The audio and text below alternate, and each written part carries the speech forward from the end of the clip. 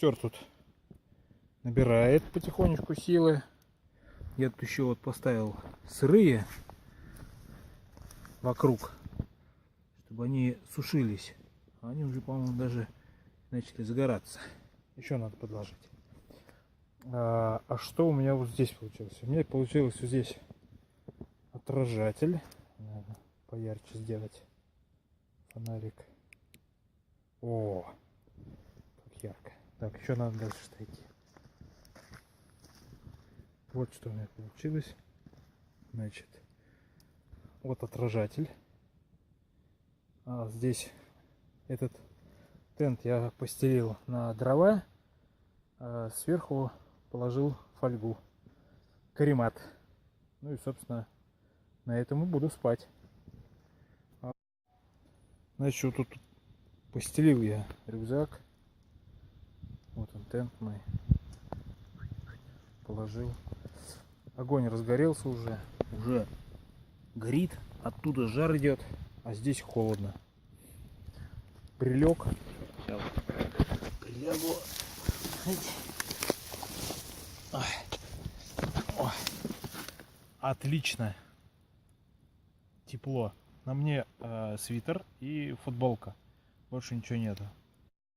Значит, как работает этот, не знаю, видно меня или нет, как работает этот таежный костер. Значит, вот нижнее бревно, это которое вот это, оно сырое, оно не загорается.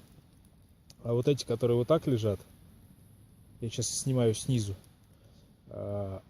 они снизу костер разогревает их, оттуда падают угли и идет жар только сюда, оттуда сюда. И получается мне достаточно жарко. Мне уже, кстати, и в джемпере, в свитере жарко.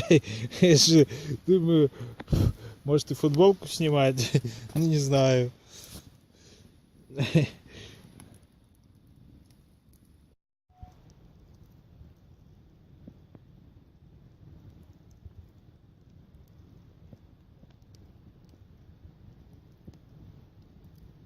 Собственно, вот наш горит еще костерчик.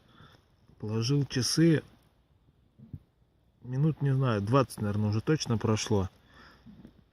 Рядом с собой у меня там есть термометр. Сейчас вот вам покажу.